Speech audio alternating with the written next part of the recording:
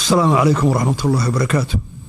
Your Excellency Ismail Omar Guelleh, the President of the Republic of Djibouti. Your Excellency madaxweynaha Soomaaliland Mudane Muuse Biixi Cabdi markii hadalkiisa uu bilaabay waxa uu mahad celiyay madaxweynaha dawladda Djibouti Ismail Omar Guelleh oo shirka martigeliyay isla markaasina shir gudoominayay kulanka. sidoo kale waxa uu mahad celiyay madaxda iyo diblomaasiyiinta kale ee ka socda dawladaha caalamka ee shirkaasi gacanta ka geystay isla markaasina halkaasi ku sugnaa kuwaasi oo badankoodu ka socday midowga Afrika, IGAD, Mareykanka iyo midowga Yurub. madaxweyne Biixi ayaa hadalkiisa waxa uu ku bilaabay Mr. President and Chairman as well. mudane madaxweyne iyo gudoomiye marka ugu horeysa farxad weyn ayay ii tahay halkan inaan idinla joogo maanta si aan uga qayb qaato si wadista wada hadallada u dhaxeeya Soomaaliland iyo Soomaaliya. ogolow inaan u mahadnaqo madaxda ka socota wadamada gobolka iyo qaaradaha kala duwan ee dunida. sidoo kale madaxweyne Biixi waxa uu sheegay inuu si dheeraad ah ugu mahadnaqayo mudane Ismail Omar Guelleh madaxweynaha Djibouti iyo dadka reer Djibouti sida diiran ee walaaltinimada la ugu soo dhaweeyay magaalada caasimadda ah. We may be separated by land and sea, nothing will diminish the importance. inkasta oo laga yaabo inaan bad iyo dhul aan ku kala duwanahay haddana waxba uma dhimayso doorka muhiimka ah ee aad ciyaartaan. waa inaad sii wadaan kartidaasi iyo dadaaladaasi aad wadaan ee ah inaydu nabad iyo xasilooni ka keentaan qaaradda Afrika. gobolku waxa uu la silcayay caqabado isku dhafan oo aan hore loo arag kuwaasoo isugu jira cudurka COVID-19 iyo arrimaha deegaanka iyo dhaqan-dhaqaale. wada shaqaynta gobolka iyo wadajirka ayaa si degdeg ah loogu baahan yahay in lagu hogaamiyo dadka nugul mustaqbal barwaaqo iyo xasilooni ah.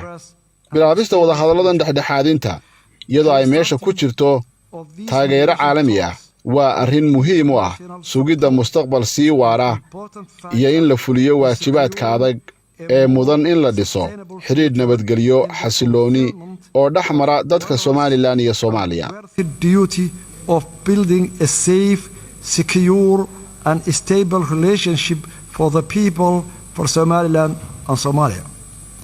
Excellencies, allow me to stress the current phase that we are mudane ogolow inaan muujiyo soona bandhigo taariikh kooban oo ku saabsan sida aan ku soo gaadhnay halkan maanta aan joogno.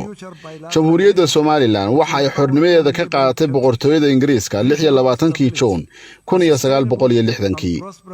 ogeysiinta madaxbannaanidaasi waxaa durbadiiba laga diiwaangeliyay qaramada midoobay 35 wadan ayaana aqoonsaday Soomaaliland. Notification of that independence was duly registered with the United Nations and 35 countries recognized Somaliland. Somaliland waxay si iskeeda ula midowday Soomaaliya 1 Juulaay 1960 si ay u samaystaan Jamhuuriyadda Soomaaliya. midnimadaasi looma marin hab sharci ah. sidoo kale ma jirin sharci qeexaya midnimo oo si rasmi ah loo saxiixay. sidaas awgeed hanaankii midayntu muu buuxin shuruudaha uu farayo sharciga dalalka iyo shuruucda caalamiga. As the Act of Union was never formally signed, therefore the unification effort fell short of the requirements mandated by domestic and international law. From the beginning, bilowgiiba midnimadu si hagaagsan uma shaqaynin maadaama dadka reer Somaliland si weyn loo dulmay. dadka reer Somaliland waxa ay muujiyeen sida ay uga xun yihiin midowgaasi dhacay iyagoo si xad dhaaf ah uga codeeyay dastuurkii cusub ee haftida loo qaaday 1961. waxa kaloo ay galeen halgan buuxa oo ka dhana Jamhuuriyadda Soomaaliya. tani waxay dhalisay burburkii Jamhuuriyadda Soomaaliya ku dhacay 1991 iyo soo celinta madaxbannaanida Jamhuuriyadda Somaliland 18 May 1991. 18 May 1991. Since restoring tani markay dib ula soo noqotay madaxbannaanideeda Somaliland iyada oo khayraadka ay haysataan uu aad u yar yahay taageero badanna aan ka helin caalamka waxa ay ku bilowday ajanda joogto ah oo hor u socda gaar ahaan xalinta khilaafaadka iyo dhismaha nabadda dawlad dhisidda peace building maamul wanaagga iyo hay'ado dawladeed oo shaqaynaya qabashada afti dastuuriya taasi oo boqolkiiba 97 ka mid ah dadka reer Somaliland ay u codeeyeen isla markaasina ay ansixiyeen dastuurka iyo madaxbannaanida Somaliland. muddada ay jirtay Somaliland waxa ay qabatay wareegyo badan oo doorashooyinka axsaabta badan oo u dhacay si xor iyo xalaal ah. 3 wareeg oo doorashooyinka madaxtooyada ah, 2 wareeg oo doorashooyinka golayaasha deegaanka ah iyo doorashooyinka baarlamaanka. Jamhuuriyadda Somaliland waxa kaloo ay abuurtay jawi wanaagsan oo u suurageliyay ganacsiga gaarka loo leeyahay inuu kobco iyo maalgashiga caalamiga ah oo socda. A conducive environment that enabled a thriving private sector and an inflow of international investment. Somaliland waxay door muhiim ah ka ciyaartay nabadda iyo xasiloonida gobolkan, waxayna door lama ilaawana ka qaadatay la dagaalanka argagixisada, burcadbadeednimada, tahriibinta dadka, dambiyada dhaqaalaha ka dhanka ah iyo noocyada kale ee dambiyada abaabulan. nasiib darrase halkii laga qadarin lahaa dhammaan dadaaladaasi iyo nafhurkaasi ay sameeyeen dadka reer Somaliland 30 sano ee la soo dhaafay. Soomaaliya waxay kula jirtay dagaal joogto ah oo ka dhana xasiloonida iyo horumarka Somaliland dhinaca dhaqaalaha iyo maalgashiga. taasina waxay sii kordhisay cadaawadda ka dhaxaysa labada wadan. This deepened the mistrust and animosity between the two countries. iyadoo Somaliland si degdeg ah oo iskeeda ay u gashay midnimada Soomaaliya, dadka Somaliland waxay ka dheefeen tacadiyo, cadaalad darro iyo xasuuq ay u geystay dawladdu. of injustice, discrimination and state-sponsored genocide at the hands of the Somali government. caddaymaha dambiyada dagaal ee baahsan ee lagu soo qaaday dadka reer Somaliland waxaa si buuxda u diiwaangeliyey ergeyga gaarka ah ee qaramada midoobay u qaabilsan xuquuqda aadamaha iyo koox khubaro ah oo ka socota dhakhaatiirta u dooda xuquuqda aadanaha iyo komishanka dambiyada dagaalka ee Somaliland. falalkii xasuuqa ahaa ee ay geysteen taliskii Maxamed Siyaad Barre waxaa lagu xusuustaa in ka badan 200 oo xabaal wadareed. qubuurahaasi wadarta dadka loogu aasayna qubuur wadareedkaasi oo qaarkood weli aan daaha laga rogin waxay weligood ka marag furi doonaan dambiyada ka dhanka ah aadanaha ee dawladda Soomaaliya ay kula kacday dadka reer Somaliland. Forever testify to the crimes against humanity committed by the government of Somalia against the people of Somaliland. sidaas daraaddeed marka la wajahayo marxaladda hadda jirta ee Somaliland iyo Soomaaliya waxaa lagama maarmaan ah in tixgelin habboon laga yeesho wixiina soo maray oo cashar laga barto. dhaxalka dulmiga ka dhanka ah dadka reer Somaliland si fudud looma baabiin karo. taasi beddelkeeda waa in la aqoonsadaa lana tixgeliyaa dadka reer Somaliland xaqa ay u leeyihiin go'aansiga madaxbannaanida. to self-determination and independence. The case for Somaliland independence. kiiska madaxbannaanida Somaliland waa mid gaar ah. xaqiiqdaasina waxaa sidoo kale qiray howlgalkii midowga Afrika ay u direen Somaliland sanadkii 2005 kaasi oo soo gabagabeeyay in xaaladda Somaliland ay tahay mid loo garaabi karo oo xaq ah kuna cusub taariikhda siyaasadda African political history. That the case waxaa kaloo ay sidoo kale dalbadeen in midowga Afrika uu raadiyo hanaan gaar ah oo lagula tacaala kiiska Somaliland marka ugu horreysa ee suurtagal ah. intaasina waxaa dheer howlgalkaasi xaqiiqa raadinta ah ee midowga Afrika ee dhacay sanadkii 2005 waxa uu sheegay in Somaliland cilladaha ka hor iman doona ay ka mid yihiin midnimadaasi shaqayn weyday ee ay mar la wadaageen Soomaaliya, taasoo dadweynaha ku kaliftay inay burburiyaan midowgaasi. confronting Somaliland are in part the legacy of political union with Somalia that malfunctioned and brought the destruction and ruin, thereby overburdening the population of Somaliland.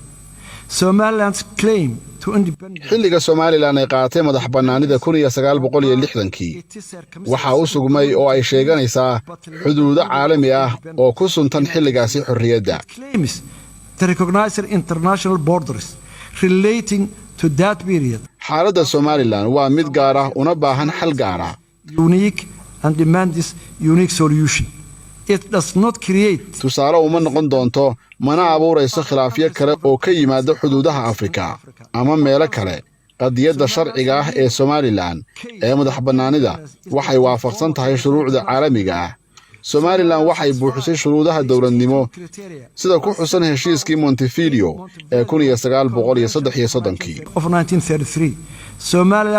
Somaliland waxay buuxisay shuruudaha ku xusan qodobka afraad ee axdiga ku meel gaarka ah ee midowga Afrika kaasi oo qeexaya ixtiraamka xuduudaha jira ee xilligii gumaysiga kadib Somaliland waxay si buuxda u ogtahay in marka loo eego qaaradda Afrika ku dhaqanka xaq u lahaanshaha go'aan qaadashada uu ku xidhan yahay mabda'a ixtiraamka xuduudaha hore ee jiray qadiyadda Somaliland waxay ku salaysan tahay dib u soo celinta xuduudihii ay lahayd xilligii gumaysiga iyo xilligii ka dambeeyay ee xorriyadda labadaba Somaliland's case for independence involves restoring borders of it possessed both as a colonial entity as an independent state. Between 1991 intii u dhaxaysay 1991 ilaa 2000 ururka midnimada Afrika waxay ogolaadeen kala goynta laba midow oo dalal dhaxmaray sanadkii 1989 Senegal waxa ay dooratay inay ka baxdo oo ay ka go'do midnimadii 7 sanadood ay kula jirtay Gambia kaasi oo loo yaqaanay Senegambia 7-year merger with Gambia as Senegambia Federation of 1993 Eritrea formerly seceded from Ethiopia sidoo kale 1993 Eritrea waxay ka go'day Ethiopia intaasna waxa dheer iyadoo oo la taageerayo heshiis nabadeed oo dhameystiran oo la ansixiyay 2005 iyo xornimadii koonfurta Suudaan iyo ogolaanshaha midowga Afrika oo markaasi aqbalay kala go'ida Suudaan maxkamadda cadaaladda ee caalamiga ah aragtideeda sharci ee ku saabsan Kosovo waxay ku dhawaaqday 10 ilaa 4 cod oo ah ku dhawaaqista madaxbannaanida Kosovo ee dhacday 17 Febraayo 2008 inay xaq ahayd oo aanay ku xadgudbin sharciga caalamiga ah sababtoo ah sharciga caalamiga ahi kama mamnuucayo ku dhawaaqida madaxbannaanida general international law because the international law provides no prohibition on declaration of independence. Furthermore, inta waxaa kale oo jira kiis kale oo ah guddigii xallinta khilaafaadka ee shirkii nabadda ee Yugoslavia waxay soo saareen fikrado taxane ahaa oo ku saabsanaa ansaxnimada sheegashada dawladaha cusub ee madaxbannaanida iyo shuruudaha aqoonsiga guddigu waxa uu go'aamiyey intii ka dambeysay kala go'idii Yugoslavia waxaana ay u tixgelisay inuu ahaa kala saarid laba wadan waxaana ay u diiday in loogu yeedho gooni u goosad the commission determined inter alia the break up of Yugoslavia was case of dissolution rather than cession. raadinta Somaliland madax bannaan ma aha kiis gooni u goosad ah laakiin waxay tahay ka noqoshada midow siiskii u dhacay oo u dhaxeeya laba dawladood oo madax bannaan qaar badan oo ka mid ah wadamada xubnaha ka ah midowga Afrika ayaa iyaguna ah wax soo saar ka soo baxay midow fashilmay a number of African Union member states are also the product of failed union Mali Senegal waxaana ka mid ah wadamada Mali Senegal Gambia iyo Masar dhammaantood waxay ka soo baxeen midow ay dal kale la galeen iyadoo xuduudooduna ay xadidan tahay midowga Afrika wuxuu kale oo aqbalay madaxbannaanida dhulal aan weligood hore u helin madaxbannaani buuxda kadib guuldarro ay kala kulmeen hankoodii ahaa dawlad midaysan inay ku jiraan oo ay ka mid ahaadaan jamhuuriyadda Somaliland waxay isticmaashay xuquuqdeeda dhaxalgalka ah ee go'aan qaadashada ku salaysan hordhaca bayaanka qaramada midoobay ee ku saabsan xuquuqda aadamaha kaasi oo soo baxay 1948 Universal Declaration of Human Rights. Somaliland waxaa muddo dheer ay ku dooday in jamhuuriyadda Soomaaliya ay ahayd laba wadan oo midoobay guuldarrooyinka ka soo gaadhay dawladnimadii ay wax ku darsatay waxay sabab u noqotay dib u soo celinta madaxbannaanida jamhuuriyadda Somaliland waxaan aaminsanahay in furaha mustaqbal waara iyo nabaddu ay ku jirto wada hadal daacada oo dhex maray Somaliland iyo Soomaaliya iyada oo la raacayo hanaan dhexdhexaadin oo leh dhexdhexaadnimo iyo damaanad Somaliland waxaa ka go'an inay nabad kula noolaato Soomaaliya. Si kastaba ha noqotee, Somaliland waxay ku adkaysanaysaa in wadahadalku uu noqdo mid u dhigan hab laba dowladood oo leh ajende la taaban karo oo wax ka qabanaya arrimaha aasaasiga ah ee xudunta u ah khilaafka. With a substantive agenda that addresses the core issues of the dispute. Today, maanta sideen uga gudbi karnaa wadahadalkan haddii heshiisyadii hore ee lagu kala saxiixday London, Istanbul, Ankara iyo Djibouti aan weli la dhaqan gelin? Waxaan si kaliya laaba u soo jeedinayaa in hanaan dhexdhexaadineed oo culays iyo kafaarad qaad leh lagu diyaariyo wadahadalkan wareegga cusuba. Waxaan uga mahad celinayaa Soomaaliya raaligelinta ay ka bixisay dhibaatadii foosha xumayd ee hore u soo martay Somaliland. Jiilka cusub ee Soomaaliya dabcan mas'uul kama aha wixii jiilkii ka horreeyay ay sameeyeen, laakiin qirashada khaladaadka jiilkii ka horreeyay ayaa ah mid weyn oo si kaliya laaba ay uga mahadnaqayaan dhammaan reer Somaliland. balse qirashada lafteeda ayaa ah mas'uuliyadda wixii waxyeeladii foosha xumayd ay keentay. erayo kaliya kuma filna. tallaabooyinka foosha xumaa ee waagii hore waxay u baahan tahay wax ka badan erayo la yidhaahdo, waxaanay u baahan tahay ficil. Responsibility for the damage that horror caused. Words are not enough. ictiraafka iyo taageeridda madax bannaanida Somaliland waxay qaadan doontaa waddo dheer si looga bogsado dhaawacyadii hore, loona oggolaado labadeeda dowladood inay noqdaan mustaqbalka kuwa kala madax bannaan balse isku tolan oo dana badan ay iskaga xidhan yihiin. kalsooni ayaan ku qabaa inaan mustaqbal ifaya oo darisnimo iyo walaaltinimo leh u wada dhisi karno dadkeenna iyo dariskeenna iyo dhammaan waddamada gobolka. waanad mahadsantiin. We can build a bright future together as a brotherly, neighboring nations and for our own people and our region. Thank you very much.